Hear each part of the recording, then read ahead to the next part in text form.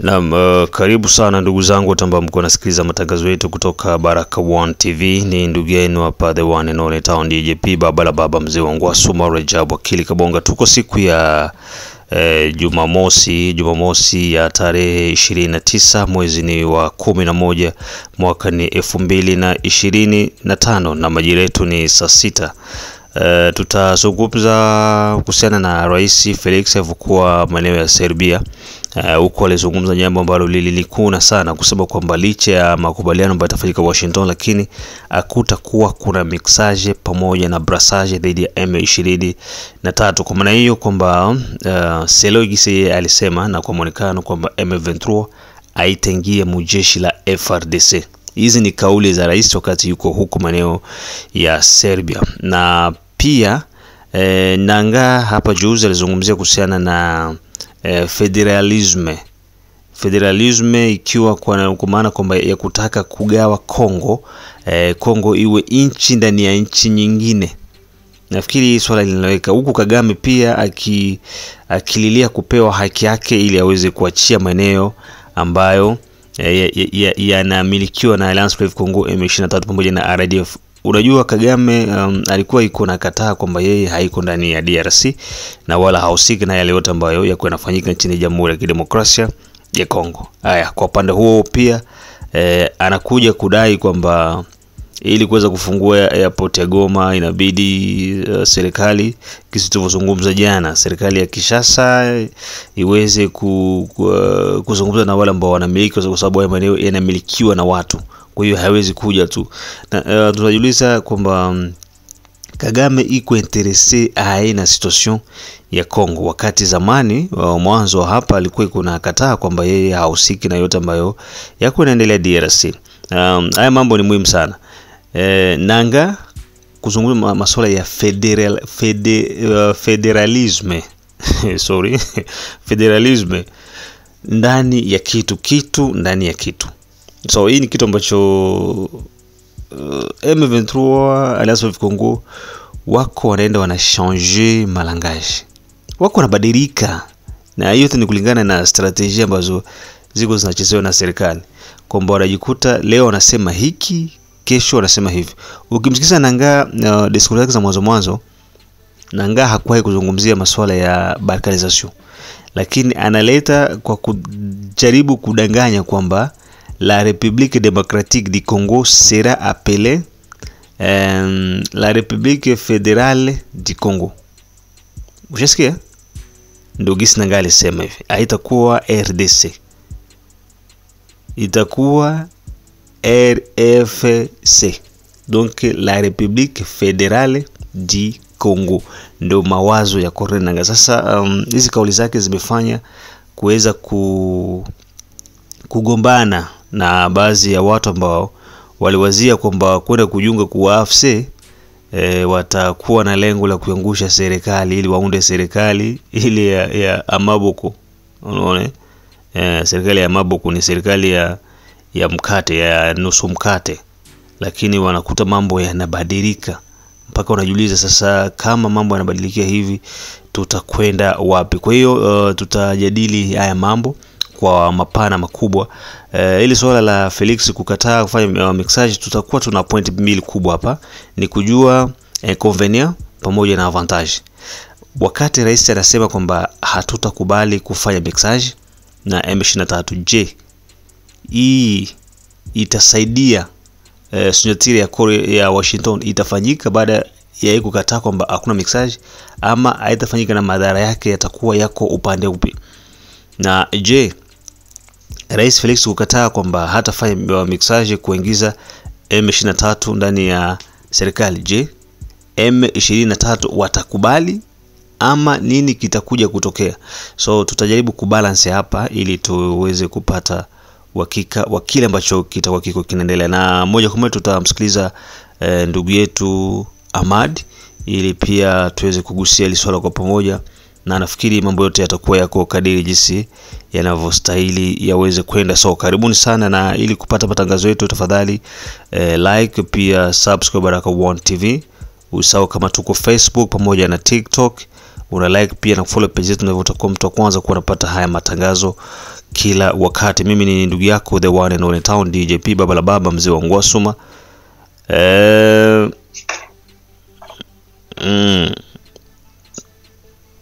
Hello.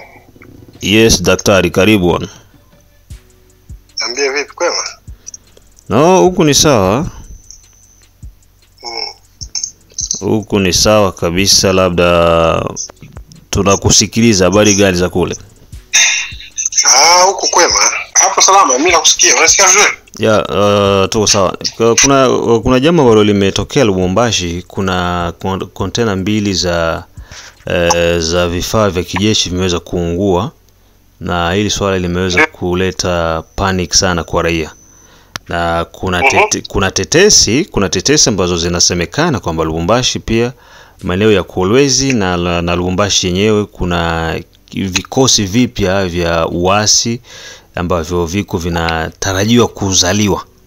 Hizi ni taarifa ambazo ziko, na nimeweza kuzungumza hivi kama kifungua kinywa tu ili kuweza kuwaweka watu wajue kwamba lolote linaweza kutokea Lubumbashi kwa muda wote. Na kitendo cha kuungua kwa zile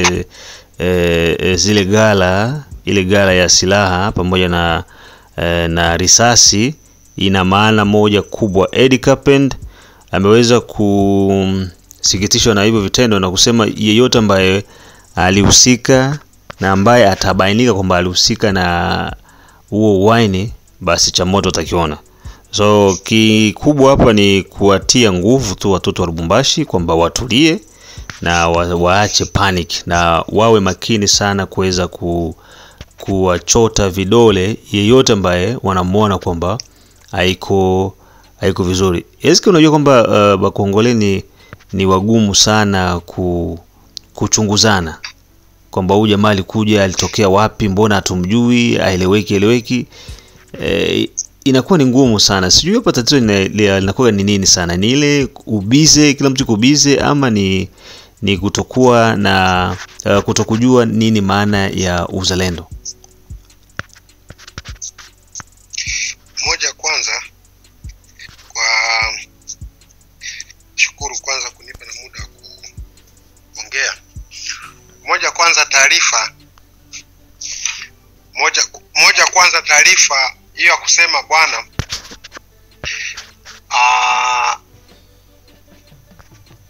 duka au niseme la silaha limeungua, hivyo vitu ni vitu ya kawaida. Hiyo ni vitu ya kawaida. Watu wasiwe kila kitu wanachokiona wanakurupuka, wanaongea vitu bila kuwa na uhakika na confidence. Waongee kitu kile ambacho wanakijua kina ukweli, wasiwe wanaleta taharuki kwa watu na kusababisha vitu vyenye ambavyo havipo. Silaha kungua sio kigeni. Hapa Marekani silaha ziliwahi kuungua sehemu za kambi, silaha zikaripuka moto kabisa, ikaunguza sehemu kubwa sana. Na nakumbuka hata Tanzania pia Gongo la Mboto, Tanzania Gongo la Mboto pale Banana, mabomu yaliwahi kuripuka. Mabomu pale Banana pale yalilipuka kubati kwa sehemu moja fulani. Unaona iliwahi kufanya baraki.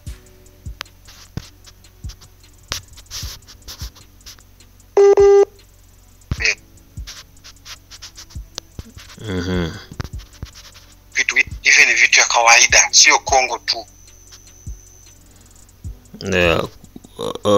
Kwa hiyo kulipuka kwa silaha ni jambo la kawaida. Vipi kuhusu swala la usalama binafsi na pia kumlinda mwenzako, kwamba huyu mtu ni mgeni, sijawahi kumuona, lakini kumfuatilia na kumjua kiundani zaidi ile ni ngumu sana kwetu? Ni kutokana na ubizi ama nini? So naona kwamba mtandao unasumbua, na hivyo tumempoteza Mwinyi tukiwa tu just bado tungali tunaanza kwanza kusikiliza vifungua kinywa. Kifungua kinywa bwana, kama unavyokisikiza ni hivyo: Lubumbashi, milipuko ya kambi ya ghala ya silaha zimeweza kuungua, lakini sio jambo la kushangaza sana, maana ni vitu vya kawaida na mara mingi jeshini vitu kama hivyo huaga vinajitokeza. Kitu ambacho tunatakiwa kuweza kukijua ni hivi ambavyo tunakwenda kuvijadili hapa sasa hivi. Mtandao kweli kweli unasumbua sana ndugu yangu. Mtandao nadhani ndio swala mnaweza mkajadili na vyombo vya mtandao huko. Hivi unajua hili swala la mtandao sio tu Kongo, ni Afrika Mashariki yote kwa sasa hivi iko vibaya sana. Hata Tanzania tangia waandamane huko. Kuna sehemu zingine. Kuna hizi cable za mtandao za upande wa Afrika Mashariki zimekuwa ziko na tatizo.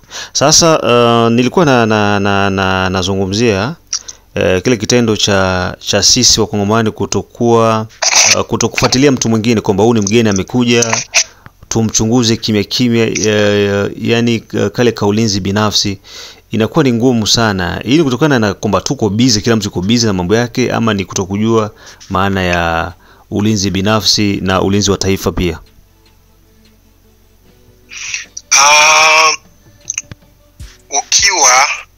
Ukiwa mwananchi na upende nchi yako, hayo ndio yanayotokea.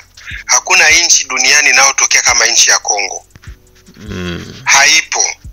Hata Burundi kuna ulinzi mkali sana. Tanzania, Zambia, Malawi wana system. Zambia kwa sababu mapolisi hawawezi wakawekwa mahali popote, lakini unapofika wale wa neighbors, majirani wanajua pale kwa ile nyumba kunafika mtu, kuna mtu anakaa pale, ni nani, ametokea wapi. Kwa hiyo unaweza ukaona watu swali kama swali, ila wewe binafsi huenda usijue. Unaweza ukaona ni kawaida tu mgeni kuliziwa, lakini wale ni wale ni wapelelezi, wanafanya ujasusi. Raia inafanya ujasusi.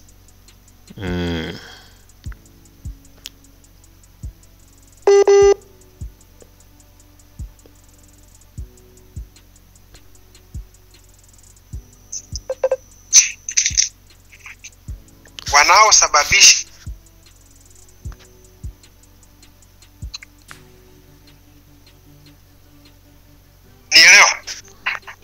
ni kuna kusoma na kusoma. Wanaosababisha ni viongozi. Kwa mfano, mgeni anaingia, kwa mfano wa Masai walivyokuwa wanaingia, wanawatoza, wanawalipisha ile ya chini yenye ambaye haina na maana. Masai anaingia kwao, wanatoka na teseka. Wanakuja kufanya nini Kongo? Invest nini? Kwa hiyo wanawapa vile vichenji kwa sababu serikali, wenye kutumika kwenye serikali, mapolisi na wengine hawapokei wananchi nguvu. Natoa taarifa kuambia wananchi, mtakapoona mgeni yoyote njooni mtuambie. Yes, hilo linaweza Yes, sasa lakini hawa mapolisi mpaka wafikie waambie maraia, hao vyombo hao waambie waraia kuambia wawe makini. Hiyo nguvu wanatoa wapi? Sababu wenyewe ndio walishalishwa hivyo kidogo vidogo machenji. Kwa hiyo hasara inayokuja na ule mtu, na hicho watu wenye kuingia Kongo walishaona udhaifu wa Wakongomani, ni kama ni watu wa njanja. Kwa hiyo anaingia, anafika pale, kiongozi anapewa kidogo, anaingia, anafika sehemu anakaa, na hakuna atakayemuuliza. Sio watu wa njanja, ni wapenda rushwa sana. Unaona rushwa sio mpaka njaa. Rushwa ni tabia tu. Ni tabia ndio. Kwa sababu hata matajiri si ndio wa kwanza hao wenye kupenda rushwa. Si kama democracy ni wa democracy. Marekani ni watu wa njanja, huwezi kuwalinganisha na wale public. Wale public wana hela, wahitaji watu. Sasa hawa ni watu wa kuungaunga mataksi, ionekane vitu kama wale public hawahitaji, they don't need it. Ndio tofauti. Tugusie ujumbe wetu mkubwa wa siku ya leo. Rais amesema kwamba hatofanya mixage na brassage kwa M23, na hivyo alizungumza hayo akiwa iko Serbia wakati amekwenda kutembelea nchi hiyo. Ili swala kwa ukubwa wake nilitaka tugusie pande mbili. Rais amekataa kuzungumza kuwajumuisha M23 ndani ya FRDC. Tuanze na upande wa madhara. Hii itakuwa na madhara gani? Je, huko Washington rais kukataa kuwaweka magaidi wa M23 ndani ya jeshi la Jamhuri ya Kidemokrasia ya Kongo litakuwa na madhara gani? Madhara yatakuwepo sana. Madhara yatakuwepo sana, tena sana.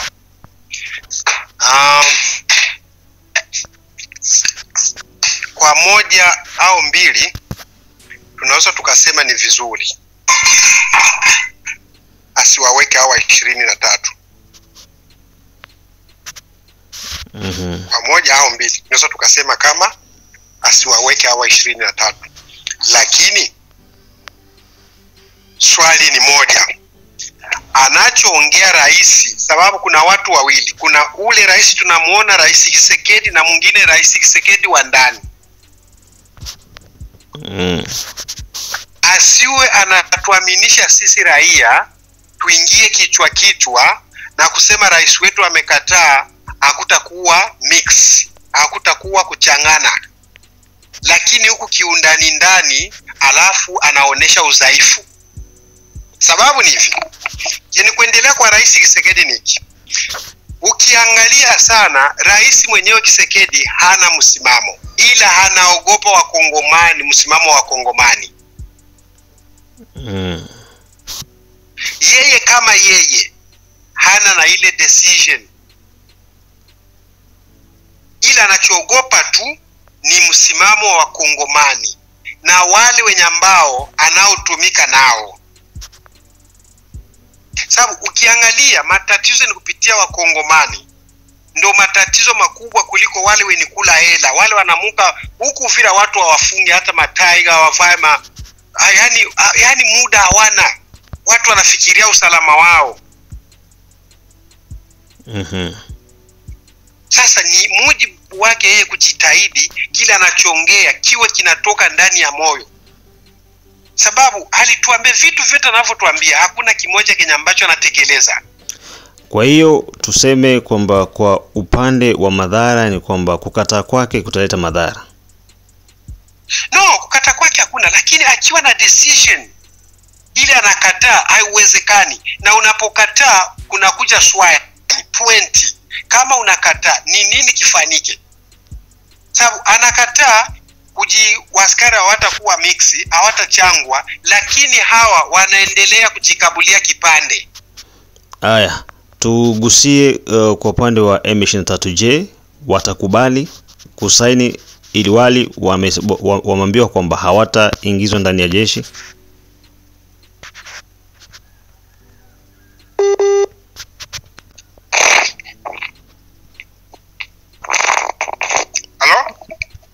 Na kusikiliza. Upande wa M23 je, na wao pia watakubali kusaini?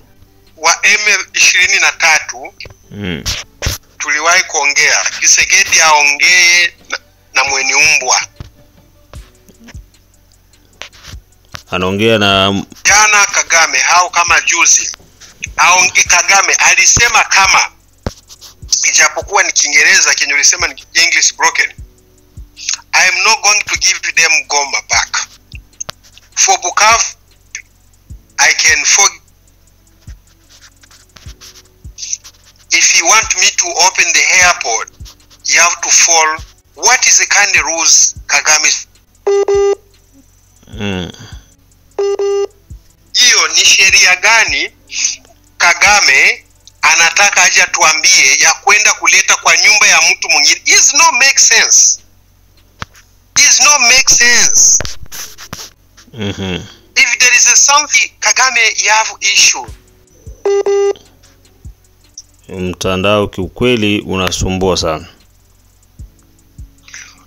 Kagame swala Ndugu mtazamaji, naona kama masuala ya mtandao kidogo yanazingua. Kwa hiyo tutakwenda kumalizia kwa kusema kwamba yote ambayo yamekuwa yakitendeka kuhusiana na hili swala kama gisi nilivyokuwa nikizungumzia hapo awali, ni kwamba rais ameweza kukataa kwamba hakutakuwa mixage na M23 haitakuwa integre mu FARDC. Tulikuwa tunataka kujua madhara yake yatakuwa vipi, na je M23 pia watakubali, lakini tumekuja kuona kwamba wanaosaini sio M23 bali ni serikali ya Rwanda. Kwa maana hiyo kwamba anasaini ni Paul Kagame. Na pia kuhusiana na maneno ya Paul Kagame, Kagame hana haki yote ya kutoa masharti kwa serikali ya nchi ili kuweza kufungua airport ya Goma pamoja na vitu vingine. Na swali jingine pia kuhusiana na Nanga juu ya federalisme, ni kwamba Nanga na ameishiwa ajue aende kushoto ama haende kulia, na watu ambao walikuwa wanaenda kujiunga kwa AFC kwa lengo la liberation, kumbe wanajikuta kwamba AFC inakuwa haiwezi tena kusimama. Kwa mantiki hiyo, in short, kwamba kitu ambacho takiweka kichwani ni kuhusiana na no mixage ya M23, na pia Kagame hana haki ya kuweza kuzungumza kuhusiana na serikali nini ifanye ama nini kifanyike kwa ajili ya Goma na maeneo mengine. Na pia juu ya federalisme ya Nanga inakuwa haina maana yote kwa wote ambao wako na jiunga na Alliance Fleuve Congo M23. Tuishie hapo, mengine tukutane majira ya saa 9.